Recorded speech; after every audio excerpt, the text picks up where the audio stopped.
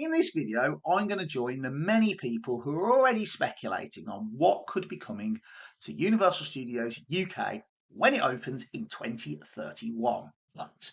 The angle I'm going to take this from is looking at what does Universal mean when it says it wants to reflect the area's vibrant history. Because as somebody who not only adores theme parks but loves history, this is really interesting to me. I mean, I am also going to speculate on what else could be in the park, but particularly I'm going to look at the area's vibrant history. So why am I going for this angle? Well, when Universal did their public consultation last year on the board, which you can still access on their website, one thing said they want to look at how we might best celebrate the history and heritage of the local area. And then again, because that's one thing you think, oh, it's just fluff to win support. But then on their frequently asked questions section of their website that's still available now, it says that subject to the relevant planning approvals, we will continue exploring with local stakeholders, including Bedford Council, how we could reflect and celebrate this area's vibrant history in our plans. So 2 mentions there. Then this might not just be words, it might actually just win support. It might actually be something they're serious about. But then you look at the concept art that's been released, and of course it is worth mentioning, as everybody else has, this is just concept art, it will change. It's worth sort of saying that there doesn't really seem to be anything in this concept art that hints at or suggests the area's vibrant local history. And let me just delve in for a second. So we've got the Hollywood themed entrance, nothing really there. You've then got the children's area that some people are saying is a Paddington land. Please leave it a Paddington land. Then you've got over here a Back to the Future themed ride. Lots of people are suggesting because of the front, which looks like the square from the film. Now, if it is Back to the Future themed, then I would imagine this roller coaster, which pretty much looks like it's going to be from the track supports an Intamin. What also suggests to me that it's more going to be like to be an Intamin than a Mack is you've got a high-speed switch, and Mack have yet to really perfect a high-speed switch track. I mean, they do a switch track on Star Trek, but that ain't a high-speed switch track. Now, if it is a Back to the Future themed ride, I would imagine it's going to launch to 88 miles an hour. Well, it's going to launch to 88 miles an hour. It's going to need at least 249 feet to go up. At which point, that will then be the UK's tallest and fastest ride. What also suggests they could do that, I mean, it could go a lot higher, is that in the materials they produced for that public consultation, they said the maximum height of their rides is going to be 115 metres. Now, that is well over 300 feet. So actually, they could go up to 249 feet. Well, it has to be taller than that for the spike. So yeah, it could be the UK's tallest and fastest ride. Not the local vibrant area, the vibrant history of the local area. Put my teeth back in. Then you've got the Jurassic thing. Oh, one last thing that's worth pointing here. Some people have said, well, hang on, wait a minute, we want that in America. Well, perhaps that's why it's not in America. Because everybody's talking about how they want, Universal wants to keep encouraging British people to travel to the States to go to Universal in Orlando. Well, perhaps there's also going to be rides that are going to make people from America come here, and perhaps that's what this is. Perhaps this is a ride that is designed to encourage people from America to come to the UK. You've got the amphitheatre, don't know what that's going to be. Then you've got Jurassic World area that people are saying. It's quite a big Jurassic World area. You've got this green roller coaster that's here. Looking at it, it looks like it's 2 across seating, which is a huge shame because I was hoping that we might get a B&M flyer, sort of like Flying Dinosaur, because we need a flying coaster in the UK that's not just air slash Galactica, that's really got some force to it. Then you've got what looks like the Waterworld show at the back there, which is, again, nothing from the area's local history. Some people say it might be James Bond, but we'll look at that. And this bit down here, which is the bit that's all everybody's sort of like focusing on because it looks a little bit different. You've got what people are saying could be the pub from Shrek 2. which is interesting because Merlin at the moment have got the license for Shrek. Depends when that runs out. That's why they've got the Shrek attraction in London. Then you've got a nondescript building at the back there. Then you've got Minions Land, popular in the UK, but again, nothing really connects to the vibrant history of the area. And then you've got Jaws, or what some people have said is Jaws. Again, not really connected to the local area. And this bit down here. So from that, actually, there doesn't appear to be much there. So you're now thinking, well, what on earth did they mean? Did they actually just mean this as lip service? Well, potentially. Because when you look more at the information boards, it says this, so they've got a section that says respecting this site's local history. For over 100 years, this site was one of the principal suppliers of bricks to the British construction industry, which it was. It was the London Brickworks. It was the largest brickworks at its height in the world. The industry shaped the growth of Kempston, Hardwick, Stuartby, and other local villages. Particularly Stuartby was where the brickworks was based. And whilst the site's brickworks were closed and demolished many decades ago, they still form an important part of this area's rich history. So they spoke, half this section is on the brickworks.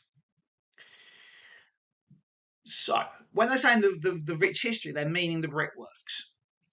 If we were to proceed with this potential project, we would like to continue exploring with local stakeholders, including the council, on how we could reflect and celebrate this area's vibrant history in our plans. Do they just mean the brickworks, or do they mean more broadly than that? We are open to feedback, but would like to incorporate some of the bricks still found on site into some of the potential buildings and design select food and drink facilities and attractions with Bedford's town's history in mind, which I think hints at what they really mean. I don't think from this the local history and heritage is going to be in the park itself. I think it's going to be in the City Walk area, and it's going to be a few buildings, a couple of buildings. So you might get like a brickworks reconstruction. You might get a couple of buildings from Bedford's history or contemporary buildings. So it's not going to be a big attraction, I don't think, or a sort of a restaurant in the park. I think it's going to be more in their City Walk area. Yeah. What could we mean by the buildings? Well, there are many, many buildings, historic buildings in the local area. The Historic England website, which for people who don't know, is where all listed buildings are collated. So that is Grade 1 listed, which is the most listed buildings. Then you've got Grade 2 star, and then you've got Grade 2, and then you've got locally listed buildings, which are listed by councils. Now, there's over 1,000 listed buildings of all categories in Bedford itself, which is a huge amount. So there's far too many there for me to go through. Perhaps you might get a bridge. They might actually build a bridge in the style of one of the bridges over the River Ouse. There's one in the Hardwick Bridge. You could have a manor house. I'll talk about that more in a second. Now, what I'm about to say comes from a brilliant series of books here in the UK we have called the Victoria County History, which is a project set up during the very early 20th century to go through all of the United Kingdom, well, all of England, and actually write history on every single county. So from that, what I've picked out are some things that perhaps they could include if they want to really show the history. Now, we're going to have to broaden the Bedford's town history because Kempston Hardwick isn't technically in Bedford, it's in the hamlet of Kempston Hardwick. Now, Kempston Hardwick itself has got stuff that goes all the way back to the prehistoric period. By that we actually mean it goes all the way back to the Iron Age. There was a roundhouse found along with pottery and other things at excavations at March Slays Farm, which is not too far from the site itself.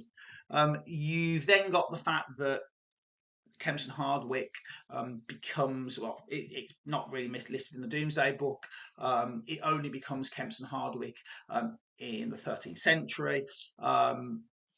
And it's connected to farming. But in the 13th century, you then get a connection to the Crusading Order, the Knights Hospitaller. Perhaps there could be something to do with that. They end up with a dovecot and a manor and all the other stuff when the Knights Hospital owned it in the 14th century. And perhaps there could be something to do with that here because it is built on Manor Road. The Manor House was on Manor Road on the north side, which is the side they're using for their construction base while they're building on the southern side of Manor Road. There was a moat, even if you look back on maps going back to, and the National Library of Scotland's brilliant for this online. They've got maps. You can go back and look at maps. The original county layer map in the 1840s, 1850s has got the moat on it, and you can follow it through. So the moat site is still there. So you can actually sort of like see where it was. Now, that's something that might be reflected. They might rebuild the manor house, potentially. They probably won't. If you want a really local gruesome story, you could do the story of Richard of Ely, who was murdered in Kempston Hardwicke, and then his alleged killer, Ralph of Wootton, basically ran away, was captured, and then ran away again. So you could do that. I said we talked about the brickmaking works, but there's lots of stuff that you could do. I mean, there's one newspaper talks about, you could mention the lace history. You could talk about John Bunyan. I'm not sure how you fit that one in, but attractions wise, I don't really think there's much that's going to come up. I think it's just going to be in the City Walk area.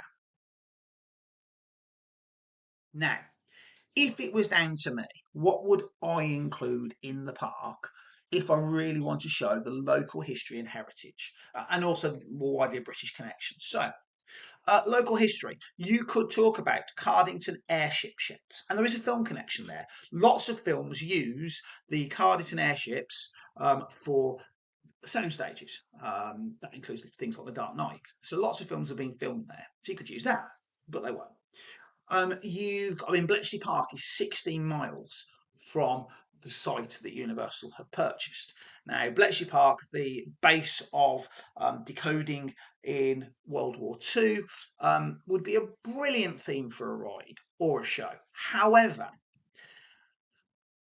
the Imitation Game film was made by Sony, not by Universal, so I don't think that's going to happen. The Knights Templar, as I said, owned the manor of Kempston Hardwicke, the Crusading Order. And that really ties into, I think it was 1913, that Universal did one of their first pictures with the Universal name called Ivanhoe, which is about a crusader. And that would be a brilliant thing to go on.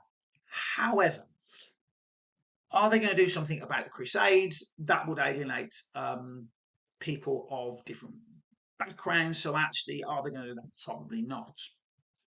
And also it's quite niche. The British connection, what was I hoping for? So, I was hoping you might get a Hitchcock themed attraction. Alfred Hitchcock, British filmmaker, didn't start with Universal, but his end of his career was with Universal, as were most of his big films like Psycho and The Bird. So actually, perhaps a Hitchcock themed ride would be a brilliant idea, and something that I haven't got in America. It's got a British theme, and you would attract people. The other connection, you've got Bram Stoker and Mary Shelley, both British authors, both created iconic Universal monster films, but Epic Universe has already got that one now, but perhaps you could see something like that. You're not going to, but perhaps you could. Maybe that's what the building at the back's about. People have said James Bond, and James Bond would be a great thing to do if they've got the license for it. Now, potentially you might get a James Bond overlay instead of the Bourne attractions that you get in the other parks. And the last one is Lord of the Rings. Now, the Lord of the Rings films, Universal have apparently gone and applied for trademarking the use of Lord of the Rings for theme parks in the UK, and you can go search that, and they have. That doesn't mean they're going to necessarily use it. Look at the plans, it doesn't look like it. There is the connection to Oxford, where J.R. Tolkien, another Brummie like me, ended up actually working, and because originally he was a professor of Anglo-Saxon studies, and Lord of the Rings was sort of like his way of sort of trying to understand Anglo-Saxon culture. But that's my take on what I think Universal really means by vibrant local history in the park. I think they actually mean they're going to put it in the city walk area. They're not really going to feature things in the park. And I think if things are going to feature in the park, it's more likely to be British Connection. I think it's more likely to be the Lord of the Rings as an area or a mini land, perhaps. James Bond as an overlay for the Bourne show, or maybe the Waterworld show. But primarily, there isn't going to be attractions themed to Britain or to the local area, which is a shame.